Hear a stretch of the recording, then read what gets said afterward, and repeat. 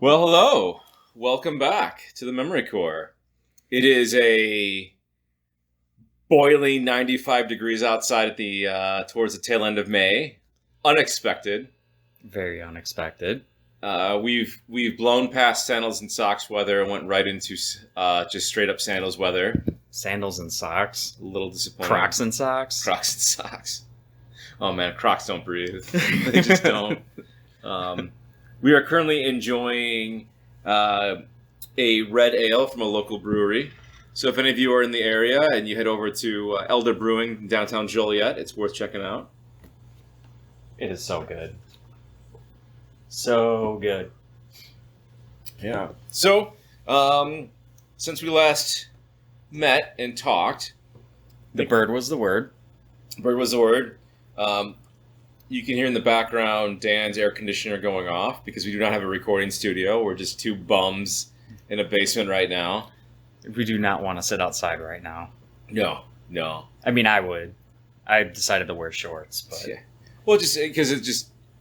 Hearing the furnace going off is one thing. Hearing the air conditioner on the outside is another. You know, we're just hearing the fan on the furnace blowing cold air around the house. Yeah, it works for now. But yeah, we've spent time stewing on Hour of the Wolf. And just... You mostly. Me mostly, yeah. Lots of stewing. Lots and lots of stewing. We're, yeah, we'll do a breakdown. I think we're just debating how we want it to look, right? Yeah, there's a lot of mental preparedness we have to do, too, because we have to read the book again. Ugh. Yeah. Fuck. That was your idea, unfortunately. I know. But it would be a good idea to give it another fair shake. And if we're gonna do it, we got to really take the time to break it apart. Yeah. Mm-hmm. But a lot of note taking. It's sort of one of the things we were wondering about is how does this look? Like, should we do an actual video of us talking? Because it was sort of because you had the idea of doing the half in the bag thing, like just sitting there and half in the bag. Hour of the Wolf was a great BattleTech novel. And then, of course, there was the idea of, like, well, I like Lindsay Ellis a lot and her breakdowns. So, like, oh, Adam, what'd you think about The Wolf? I hated it. Thanks for asking. I mean, I AVGN it. Yeah. AVGN, it's not the same, though. You can adapt it. Yeah. I could. AVGN's not been the same for a couple of years, though, now. It's just true. The same. But, yeah, just trying to think about what the format looks like, how to break it down. Because, I mean, every time I think about it, and every time I read something about it, or someone asks a question about it, I just get angrier, because it just gets dumber. Yeah, the more... I mean, you stewed about it a lot more than I did, but the more even I think about it, it's almost like we can reference that thread on the forums. Yeah. But like it bothers me more and more. What really got me too was just thinking about the whole Clan Ghost Bear reaction to it. Yeah. It's such a stereotypical brush under the rug. Well, it's lazy. Yeah, and that's pretty much where I was gonna go with it. It's very lazy. It's like if somebody read the Cliff Notes on Clan Ghost Bear, it's like they probably read a paragraph of it and just went, oh, Ghost Bear totem, bear weight, bear attack when stepped on, Yeah. Like, and that was essentially their reaction. And it drives me nuts because there's so much more to that clan. But, in all fairness, there's so much more to Clan Wolf and Clan Jade Falcon than we freaking got in that book, too. Oh, totally. Totally. At least the Diamond Shark one made sense. Or Sea Fox. Sea Fox, yeah. I mean, they would just be like, can we make bank on this? Sure. Yeah. Whatever. You can have Terra. Yeah.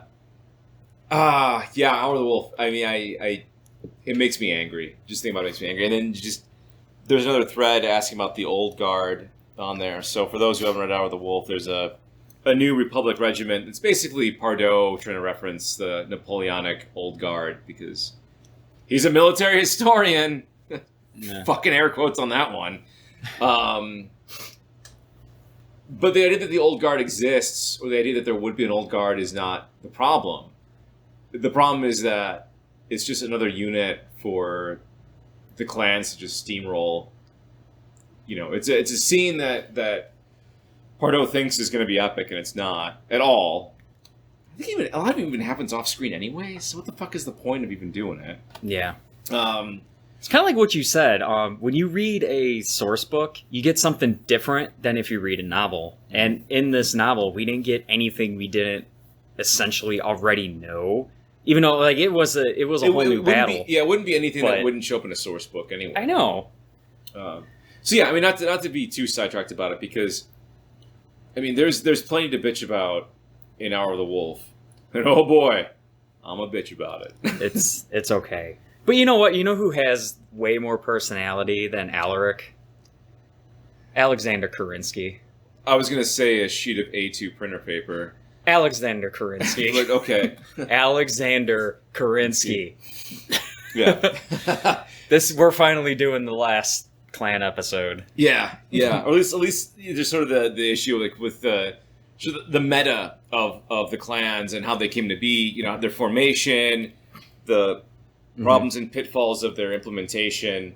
And now Alexander Kerensky. Yeah, to kind of begin, if you guys have been living under a rock for the past 30, 40 years, Alexander Kerensky is arguably, and it's pretty heavy on the arguably side, the biggest character of BattleTech. Yeah, I mean, he's in general, there's a pretty good positive attitude towards him, especially if there's sort of a surface level knowledge of BattleTech. He is well regarded amongst both the Inner Sphere and the clans. Not so much the periphery, fair enough, but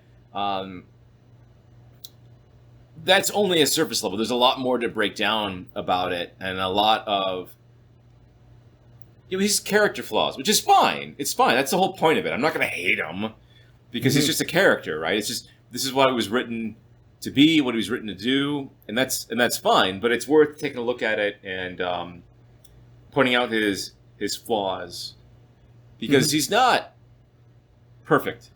No. And he's kind of shitty, too. Which is okay, because that's the point. Yeah, it's totally the point. He's definitely... Yeah, he drives the universe so much. Like, even in the cartoon, like, he's basically a curse word. Yeah. You know? Like, what in the name of Kerensky?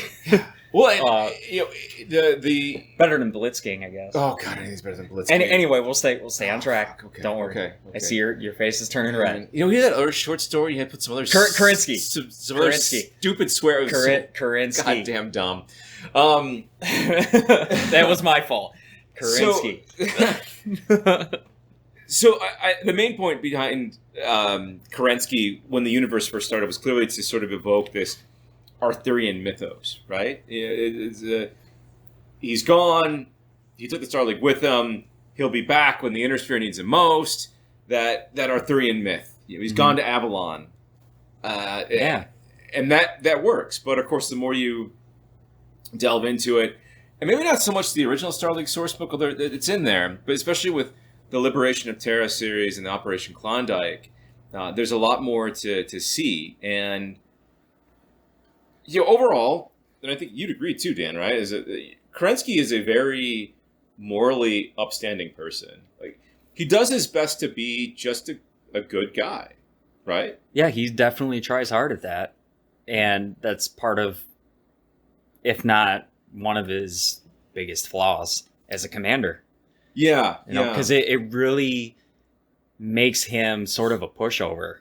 It does, and you know, you contrast Kerensky with particularly the Star League generals during their unification war, particularly I think it's Amos Furlow, who, by the way, his portrait is based off of Michael Ironside, I think from maybe like a screen grab from Starship Troopers. Michael Ironside, great actor, amazing voice actor, the voice of Darkseid from the DC animated universe. Not that shit with Zack Snyder and Justice League. That was goddamn awful. But anyway, you know, Amos Furlow, I mean, he was known as a baby killer. I mean, war crimes abound when Amos Furlow is in town. It gets messy, and that wasn't Kerensky's bag. Yeah, it's kind of strange how war crimes seem to follow the poor guy. It really is. Yeah. I mean, he is a general, but Well, maybe not in that sense, but yeah, like it's definitely really strange. I mean, from your perspective, do you remember anything about how good Kerensky was tactically? I mean, I don't think it's really been discussed about or shown his abilities on a tactical level. No, it really hasn't. I mean, going through the old Star League book, it's pretty cut and dry. Yeah. Like, that wasn't Kerensky's job, I suppose, really, on that deep down of a level. I mean, his was more pointing people in directions and telling them to figure it out. Yeah, to me, the impression I got, and mind you, I only went through Operation Klondike and the original Star League book because that's all I had. I know you went through the Liberation of Terra. Was that his decisions were more based off the people that he was surrounded by. And the people he surrounded himself with weren't like they weren't yes men. Yeah. Which made him... Chevalier in particular is willing to challenge him in spots. Yeah, and it made him a good leader in the sense that he had the right people backing him at the right time. Yeah. And, we'll get into it later, but that's part of the reason why the Exodus kind of went south. Yeah. Because that was probably the only time he was completely in charge of something. Yeah, I can see that. I look at the Star League Defense Force as being very similar to the armies of ancient Rome, the Republic, and the Empire. They're described as having an almost endless logistics chain. Mm-hmm. You don't have to be good at war if you have essentially nearly unlimited resources, or at least resources beyond your opponent. With Rome doesn't have a lot of really talented generals. I mean, outside of someone like Scipio Africanus or Julius Caesar, their really main goal is just to wear their opponents down. I mean, you get to, say, Carthage, who had Hannibal. They had to have Hannibal to be that at least as successful as they were. Mm-hmm. You get to the Hellenistic states, their usual modus operandi was to, start a campaign, have a couple of fights. But when they have a major fight that involves getting the royal armies together, if you lost that fight, you tended to dust your hands of it, sign a peace treaty, because you didn't want to lose too many men. You lose too many men, you're going to damage your economy too much. You may not have enough individuals then to garrison the rest of the state if you pull men from other parts of the state. Rome didn't fucking care. Rome was like, so what? We got plenty of babies. We'll just I mean, if you're on the kids, Yeah, I mean, but if you're it further, glosses over your point. If you're commander of the Star League, I mean, that's a lot to bear on your shoulders. You are the strongest army. Yeah. You can afford to just throw people at things, but you can only do so much because you have the other successor states basically watching every move that you make. Mm. Yeah, I mean, with the Reunification War, it was easy. I think with the Periphery Uprising and then Liberation of Terra, mm-hmm. with the Operation Chieftain, it was a different story. They didn't have quite the access to those resources, but you have a command structure and a strategic and tactical education that's based around almost having limitless supplies. Yeah. And I suppose it really doesn't matter that we don't see Kerensky's tactical abilities at that level, because he came up in an era when there wasn't major wars. I mean, there were the hidden wars and other factors that involved the Star League Defense Force being in play. But, if you're part of the central command structure of the SLDF, I mean, you're not out there on a day-to-day level doing stuff. No. So you don't need to know how to be good at that. Well, here's the thing about him too. At least this is what I got out of it too. He never wanted the position that he got. Yeah. And that's partly because of his main personality flaw. He's generally a good guy. Like responsibility. It's not that he couldn't. I mean, well, you know what? That's probably why he couldn't handle it so well. But where was I going with it? Well, and to back up a little bit, I mean, to your point, there is that short story. I don't know if there was ever any further parts to it. It might have been one of those things that just died in the vine, like so much else has on the IP. But there was, I think Lauren Coleman did a short story, and it was about Kerensky's time at the Niggelring. It was like, I think, a fresh-faced student, and his friendship with, I think Michael Steiner, who was going to become Archon. Yeah, that was referenced in that book. That was one of his good friends. Yeah, and that's or he ended up dying. I think I can't remember how that timeline worked out, but basically the future Archon of the Commonwealth was a professor at the Niggelring, and Kerensky was learning from him, and Kerensky being a descendant of another Kerensky that had saved the life of a first lord, got all these perks. It's just like the family in perpetuity got all these perks. And of course, Kerensky took advantage of it. And that's where he met, that's where kind of fate intervened. And they said, oh, well, you got really good brain scans. You have all these skills. You should become a mech warrior.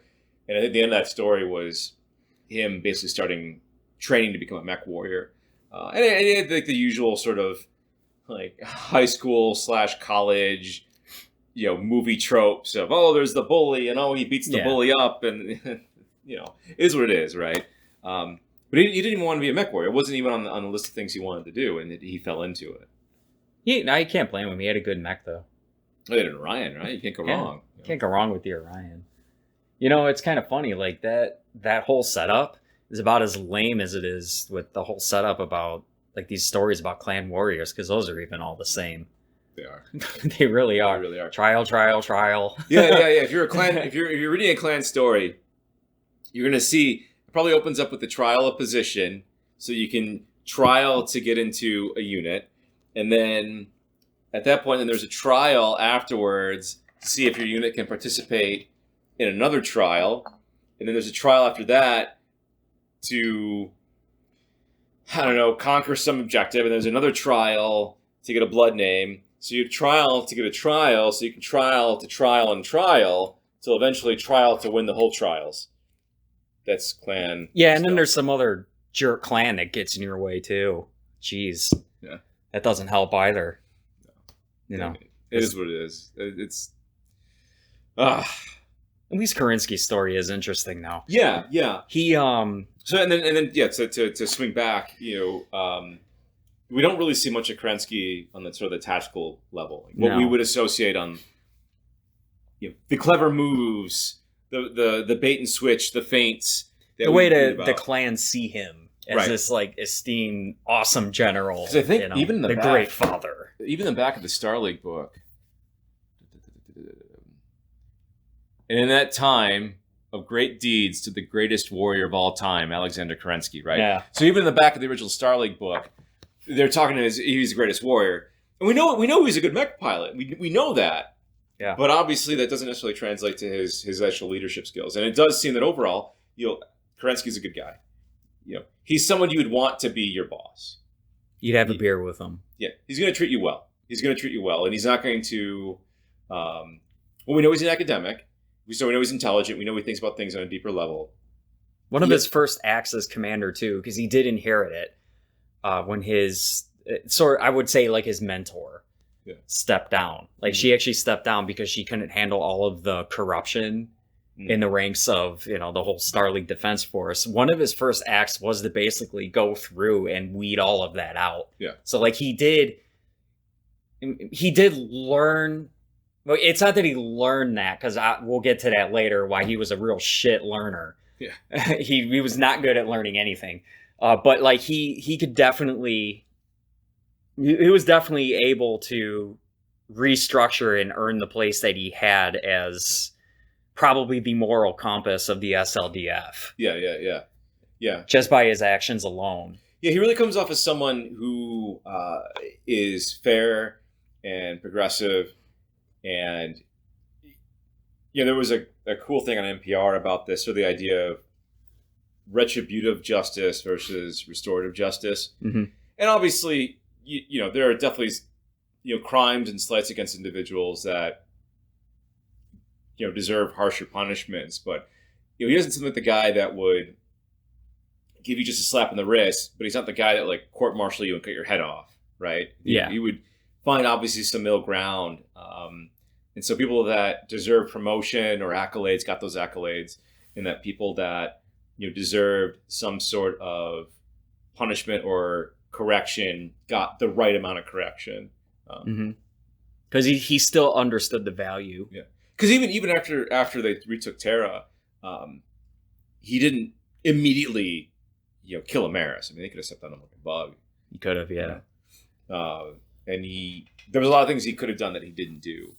But I mean, despite being probably an all around A+ guy, just a good person, he has some pretty major flaws that seem to keep coming up that are the same problems over and over and over again. Yeah. For a man who was mentored essentially about corruption and learned it firsthand, he didn't learn shit, because he should have seen that with Amaris from day one. He had his, I'm sure he had his suspicions, but he was such a good guy that he gave him the benefit of the doubt. He saw it, but he didn't do anything about it. And he couldn't even, and this is like way in the future of where we're going to get, but he couldn't even see that with his own kid. Oh, yeah. Yeah. Yeah. And I mean, it's pretty clear that Nicholas Kerensky was ended up being he was a bigger dick. Yeah, he was a kind of a fascist piece of shit. Oh, yeah. Like Ryan Smoke Jaguar. And I think I mean, oddly enough, of all the authors, right? Pardo, right? Pardo wrote the biography for the Clan Wolf source book on Nicholas Kerensky. Really? And he even said that, yeah. Hey, side note, he was also the editor for Star-Lord. Yeah, and I just learned that. Additional writing credits. Oh, boy. That's going to be a fun episode. But Pardo came out and said that, all the way from the beginning, I mean, they were aware and they were planning out that Nicholas Kerensky was going to be not okay in the head. And that he was kind of a bit, totally, a lot, entirely a monster.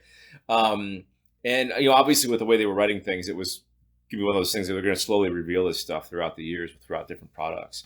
But yeah, Alexander Kerensky has a problem of not recognizing or foreseeing fairly obvious problems and confronting them or putting a stop to them early. Yeah. He lets things sort of sit and fester until they become an abscess that bursts open. Yeah, like when originally when the whole Cameron fiasco happened, I'm not talking about the assassination yet, but when Richard Cameron was basically in power, originally they wanted Kerensky to take the spot. To be regent, yeah. Yeah, and he didn't want it. No. He didn't, and that again, because he's generally a good guy. He didn't want the responsibility. It was too much for him, but the pressure put him in that position. And I almost feel like that right there, not the assassination of Richard Cameron, but that moment right there was basically what sealed the fate of the Star League, putting all of that on his shoulders. Because I almost feel like the House Lords knew that just by his track record alone up to that point, that putting him in a position like that was going to doom the Star League. Well, and they probably knew that, one, he was busy enough being commanding general of the SLDF. Oh, yeah. Which obviously, I mean, the thing is, okay, he's not out there doing drills and doing push-ups like everybody else is, but he's got a lot of on his plate. A lot of paperwork and logistics. There's probably just a whole mess of problems he has to deal with. At that point, he was basically made into a celebrity too. And there's no way he could do both jobs at once. And they probably saw it to their benefit because they saw that Richard Cameron was nutty. There's probably enough rumors that are making their way around. Joffrey before Joffrey. Yeah. Maybe not as bad, but still there. And speaking of BattleTech, Clovis being Tyrion before Tyrion. Mm-hmm.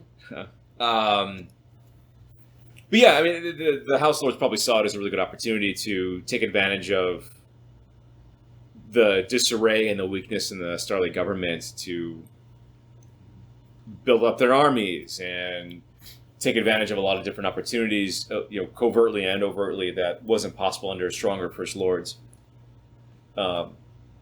which was disappointing, but understandable considering their history. Yeah, I think that's a pretty big reason why Amaris was able to take the spot that he did too. Oh yeah. Well, and of course, Amaris put on a show too. Oh, absolutely. Yeah, he put on a show of being a. It's kind of funny too because we're in this era, right, where we're seeing a lot of anti-Asian American hate crimes, and when the Star League book was written and a lot of the Battletech stuff was written in the '80s, there's probably still a lot of really uncomfortable Asian stereotypes and tropes, and it was pretty clear that what Amaris was doing was trying to play up to something that we would recognize as being one of those tropes. Yeah.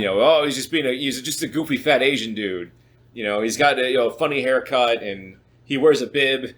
Yeah. And then it turns out really he's brilliant, although probably the stress of everything turned him psychotic after being under siege for 10 years. I mean, you can look at his past and just see like the hell this man was dragged through. Yeah. His family. Just because of the Cameron family. Yeah. And I'm not saying the guy was right for what he did. No, the motivations were definitely there. Yeah, the motivations were there. But you start to see this issue of Kerensky not taking the job of regent seriously and not really being able to say, hey, I'm not doing this because I actually can't do this, which also shows up later, not knowing when to give something up.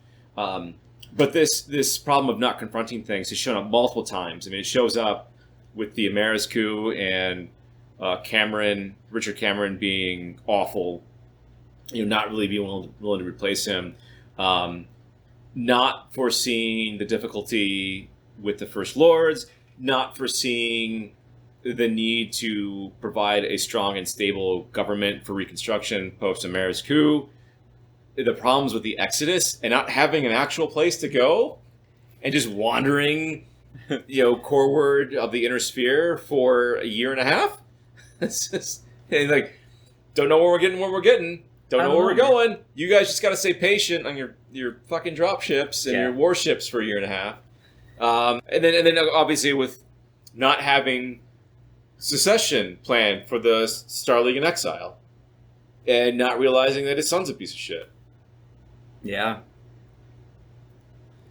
So yeah, I mean, where do we start? I mean, do we go backwards or do we go forwards with this? Should we go backwards? We'll go backwards because we'll go a little backwards. Yeah, because I think obviously with what happened with the SLDF in exile and the Pentagon Civil War, I mean that's easier to kind of pinpoint some of the problems with it, right? And that comes down to a number of different things. I mean, one, trying to homogenize things is a bit tricky because you've got obviously a number of different nationalities that are all sort of piling up and being resettled, and things aren't easy. Things are hard, and it's easy to get grievances when things aren't going your way. But I think the big thing is that much like Game of Thrones season 8, with the showrunners of that travesty, much like Hour of the Wolf, you've got the problem of Kerensky's obviously showing burnout. He shows burnout probably about right at the end of the of the Terran hegemony. Yeah. He's showing burnout there, but he knows Nicholas, his son, is not all right in the head. I mean, he even has the Eden brain fever, right? Yeah, I mean, on top of that too, Nicholas was at such a young age at the time that he did witness a lot of the war crimes that Kerensky did. I'm pretty sure it was something that Alexander really didn't like to talk about too much, but reading some of the treatment that even prisoners got, on Earth, I would think that's a pretty big reason why Nicholas was as crazy as he was. Yeah, he was likely really damaged as a child. Oh yeah, because he was born in I think 2764, so he was only a couple of years old when the coup hit. But yeah, I mean, of course, after all of that, Kerensky's going to be tired. I mean, you got to clean up that whole mess. Yeah. But he didn't know when to call it quits, and then as a result, with the Pentagon Civil War, there are a lot of issues that are brewing. He's not confronting those issues, but he was. How old was he when he died? He was over 100. Yeah. He was over 100. So he knows he's not going to be around forever. He has a heart attack. You're getting ready to head off the conflicts in the Pentagon before it came on the full-blown Civil War. But there was no leadership set up for afterwards. No, there wasn't, and that's kind of what Nick was trying to establish behind his back. Yeah. So, like, to backtrack a little bit, the entire Exodus was basically just a random idea thrown out by De Chevalier. Yeah. And, you know, he just decided to run with it. Yeah. You know, and I almost think because of that, you know, the right preparations weren't made. It's almost like he forgot that if they were... It seemed to happen in about 6 or 7 months, I think. Yeah, they were really lucky to get to the Pentagon Worlds as fast as they did. You know, it just seemed like it happened just at the nick of time. Yeah. You know, but yeah, like the whole time, just even reading about it in Operation Klondike, Kerensky really had no idea how to deal with it, to the point where the true colors of Nicholas really started to shine, and he couldn't really pick that up. He was such a like shithead to Andrew. The whole trip too, and that really shows up in at least the first book of the Fighting the Clans trilogy. Mm-hmm. You know, I read that years ago because it was out on Battle Corps. Because it was originally published. So it was written in English, translated into German, published in Germany. Why? I don't fucking know. And then they released the first part on Battle Corps, and then they just released the first part again as part of the Kickstarter. But the other two parts, I think, we're going to get. I just don't know when. Mm-hmm. And my assumption is, like a good novel, like how Battletech novels used to be, we'll probably find out if Nicholas Kerensky really did plan an assassination of his brother. It's possible, yeah. But yeah, you know, we do see that Alexander is particularly hard on Andrew, especially with the Prince Eugene incident. But he's not planning what leadership is going to look like after his death or when he steps down. And then when it does happen, it causes a big fight in the Pentagon amongst the active SLDF members, which is one of the things that really starts off the whole civil war. Because now it's no longer citizens and retired personnel who are fighting against what they have as grievances or what they perceive as problems in the new society. But now there's the active SLDF is fracturing. Yeah. And again, that's a huge problem. You're also expecting a bunch of people in the military to go without a leader and to live like civilians. Yeah. You know, which not a lot of people can move from that. Yeah. Especially with it was essentially a military dictatorship the whole time. Yeah. Benevolent, because it was, Alexander Kerensky is overall an upstanding guy. But when you lose that central figure, where do you go? Yeah, you get problems because you don't have a planned succession planned out. Kind of like another Alexander. Kind of like Alexander the Great. But then, so then you backtrack before that. Then you're in the Exodus itself, right? Because it was a couple of years where things were looking good in the Pentagon before the Civil War set off. But you have the whole Exodus, right? So, like you said, it's a spur of the moment thing, and he had some rough idea based on previous Starling exploration of the Coreward Inner Sphere, the Coreward Galaxy. Yeah, they didn't completely wing it, but they didn't have a destination because they didn't say like, okay, this is the path we're taking. It's going to be roughly a year and a half to get there, and you could say, well, okay, what if people break off and they get tired of it because they have a destination? You have to worry about operational security, but Kerensky couldn't even give them a time frame on it. No.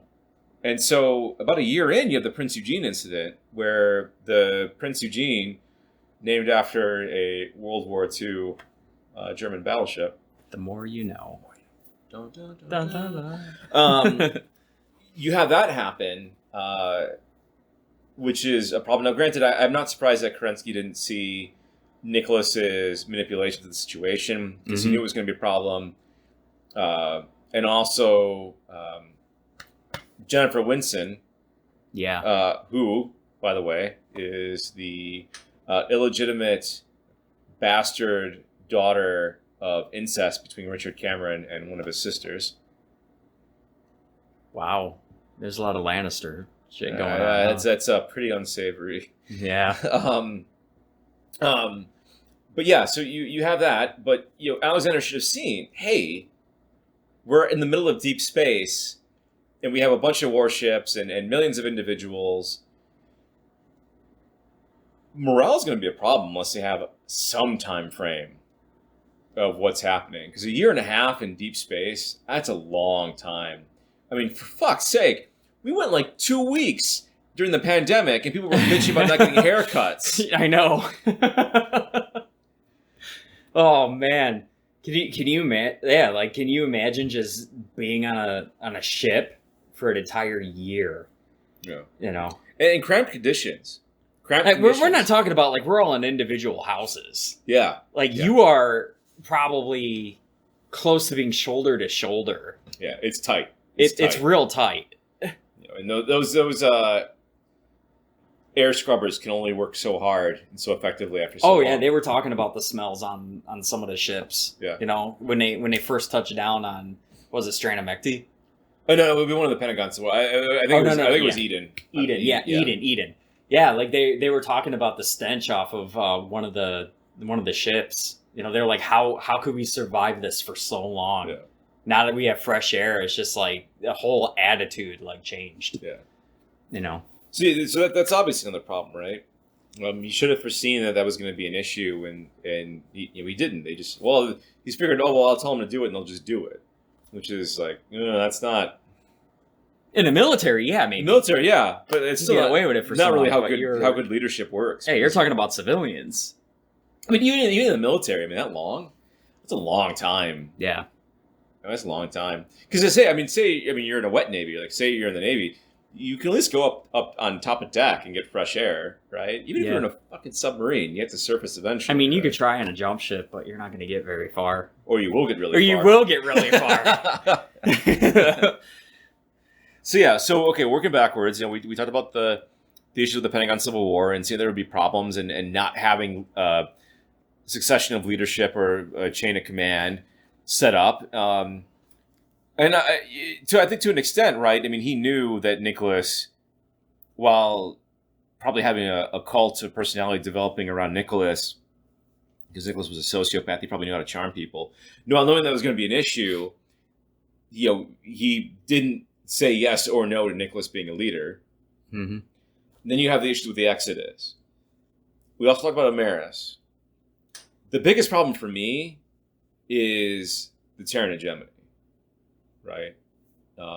Because he left all those planets to just get fucked. Yeah, that's a pretty big deal, isn't it? It is. It really is. It is. All based off of one of his men below him just throwing out a random idea, just letting an entire nation basically crumble. Yeah. And for those of you who aren't aware, when it comes to the Star League, when the Star League is formed, because it's all Richard Cameron's, Ian Cameron's, it's all Ian Cameron's baby. What he says to help the other member states, join, is that the Terran hegemony armed forces will become the new core of the Star League. So all the royal regiments are all raised from the Terran hegemony. They have the best gear, access to the best logistics. But what that means is that all the Terran hegemony has to defend itself is now its militia. Every individual planetary militias. The problem is after the Omeris coup and the development of the Omeris Empire, the militias are pretty much all wiped clean. They're just devastated. There's nothing left of them except for a few holdouts on a couple planets. So now you have a whole state with no standing army after the Exodus. No one to defend them, and they're just left open to the ravages of the succession wars as the House Lords try and pick planets off, which is really gross. Mm-hmm. So you have, hundreds of planets, the most technologically developed planets, but now have their infrastructure completely trashed because of the Civil War, reduced to nothing, are left just open for invasion by the neighboring powers, which really fucking blows. I mean, if I was a hegemony planet, I would be absolutely furious at Kerensky Totally furious. And the reason why I call it a civil war, and it's explained in it might be explained in the Starlink book, but I know it's definitely explained in the Liberation of Terra books, is that because Richard Cameron was so awful, after the coup, there are open elections, and I do not believe they were actually manipulated. I think that Richard Cameron was so unpopular that they just said, okay, sure, you can, Maris, you can be in charge. But because the Terran hegemony is a hereditable, damn it, too much beer, hereditary monarchy, it can no longer be the Terran hegemony because it's not a Cameron in charge. So therefore, it then has to become the Ameris Empire. So because it was done democratically and not necessarily through usurpation, it becomes a civil war versus just fighting the usurper or whatever terminology you want to use. Ameris the usurper. Yeah. Rimworlds 2.0. Yeah. But yeah, you keep going back to it is Kerensky with his exodus left the entire Terran hegemony basically defenseless and open to predation from the rest of the inner sphere. Yeah. Doesn't make the House Lords look as bad. I almost feel like at that point they were just a way for him to put blame on something else to justify his actions. And not to say it was going to be easy. By no means would it be easy. But there were certain things that he could have done and been more aggressive about when it came to rebuilding the civilian structures and the governmental institutions of the hegemony post Operation Chieftain. And I can't remember if he pardoned, or I think he didn't. I think the idea was that anyone who served during the Ameris Empire in a form of government was banned from further operation in government, which meant that a lot of people who were career civil servants could no longer be career civil servants. So then anyone who gets into government doesn't know what the fuck they're doing. Yeah. Because it turns out, I mean, definitely, okay, we live in the U.S., Congress blows, the Senate in particular blows, but being a civil servant is not easy. I mean, if you're a person working in Census Bureau, the IRS, the Department of Health and Human Services, there's a lot of stuff you have to do. Mm-hmm. And, we're on the outside, and it's frustrating that we're not getting the service we want, but in general, it's not easy stuff, and there's a lot of things to be aware of. And you can't just walk in and think you're going to do it better. And I think that was the case with the Terran hegemony. And so I think a lot of plants were like, we'll just go with the house next door. Yeah, sure. Draconis Combine, good enough, whatever. And so I know a lot of planets were either being covertly conquered or they were voting to leave the Terran hegemony and join, a neighboring successor state. Again, probably because Kerensky didn't really put into action anything really serious in terms of rebuilding. Yeah. I mean, money was a problem too, because none of the successor states wanted to help him, even though he basically took out the Ameris threat for him. True. That played a pretty big factor too. Yeah, I think some successor states did more covert support, and I think some planets did support. For example, I know Draconis Combine didn't want to openly support them because the coordinator was worried about, I think, his nephew, whether or not he was held hostage or dead. Yeah, there were little things like that here and there. I know Kenyon Merrick had a real big grudge against Kerensky. He hated Kerensky, so he did his best to prevent the SLDF from doing anything based in the Free Worlds League. But the one thing you don't really think about, it was a good 5 years after the end of the fighting on Terra in Operation Exodus. So yeah, okay, sure, the House Lords stripped Kerensky of his position, but I mean, if the Star League is gone, or at least effectively gone, wouldn't those Star League troops, or at least the Royal Regiments, default back to the Terran hegemony, right? Like, whatever's left of it, at least. Yeah. And I mean, everyone said, "Oh, well, he didn't want the SLDF to become weapons of the new war or something like that." Because I mean, there were SLDF regiments leaving behind the SLDF and joining up with House Lords. It's where the Crucis Lancers came from and a lot of mercenary commands. But at the same time, so what? Get your shit together. Or if you don't want to do it, find somebody else to do it. Because the Chevalier was going to do it. We know the Chevalier was going to do it because we have the Empires of Flame free RPG supplement that Herb Bias put out. Yeah. Right? And that basically the setting for that is that Kerensky gets assassinated before announcing Operation Exodus. And the Chevalier says, okay, I guess I'm in charge now. And then reconstitutes the Terran Hegemony Armed Forces. And he does a better job. He does a better job. He does a better job. Yeah. Which, again, proves our point. I mean, I know it's just almost like a fan thing at this point, But it just shows, even behind the scenes, they at least knew that Kerensky wasn't a really good decision maker on his own. Yeah. And hey, fair enough. He's burnt out. I get it. He's burnt out. I'd be burnt out too. Know when to step aside. Don't leave a whole interstellar state defenseless because you're burnt out and decide to take your ball and go home. Yeah. They still had the most warships of any. I think they had more warships than the other 5 successor states combined. Shit, they still had a bigger military than any individual successor state. Yeah. Kerensky could have just said, hey, I'm sitting on the Terran Hegemony, and that's it. Any of you fuckers... Try me. Try me. Try it. Try it. Come at me, bro. Yeah. Go ahead, I dare you. Yeah. I'll go smoke Jaguar on your ass. Little ahead of its time. A little bit. One of the things I bet's not going to happen, though, in this Ilklan era, although it'd be amazing if it did, is because Kerensky's legacy in the Terran Hegemony worlds, and probably on Terra itself, is not great because of what he did.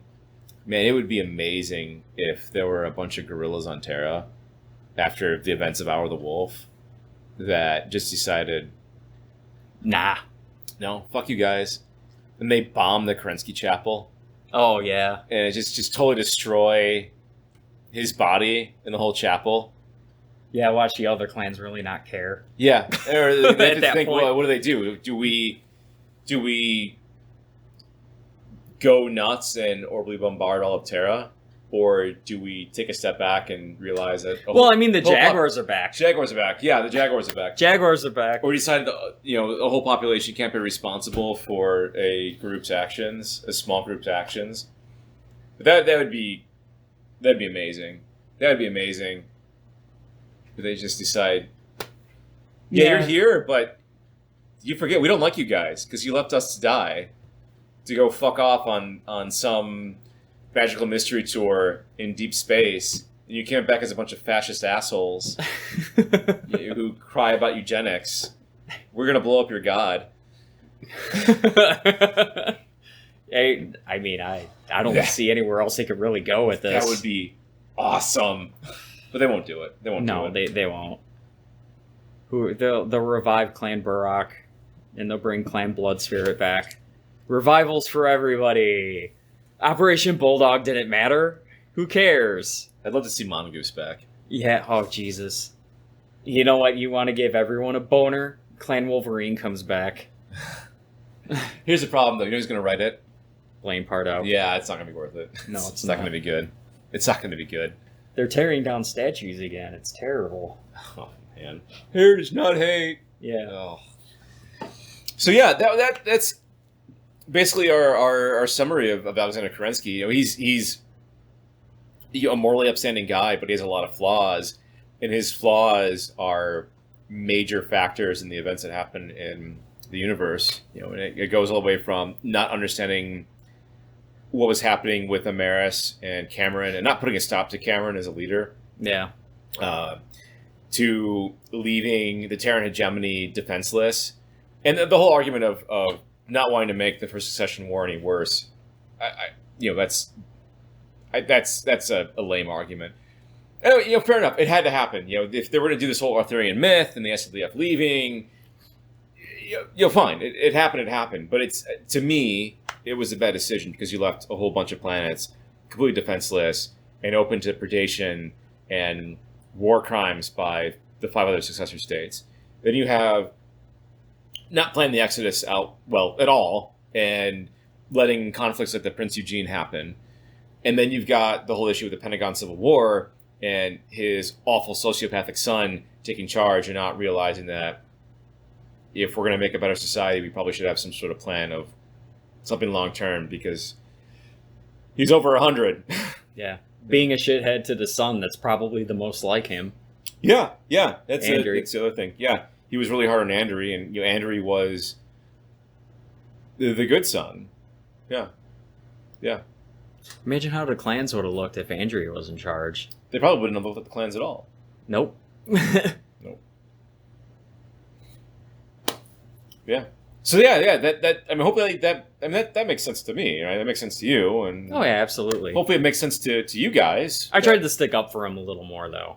Yeah. In Kerensky, but if he wasn't a flawed person, then we'd get a dry character like Alaric. Yeah. And Howard Wolf. Yeah. Cardboard. Yeah, and that's the thing too. Is again, he has flaws, and that's fine. I don't sit there and stew and think he's a terrible character. Obviously he meant well, and he wanted better for everybody. But these were major problems that are not really discussed too often, and I think are worth bringing up so that we get a fuller picture of the guy. Back in the day when we had like actual characters, man. Yeah. Really good characters. Yeah. With dimension. Yeah. More than an A. Not dementia. Not dementia. Yeah. From cryosleep. Or psychoses or whatever. So yeah, guys.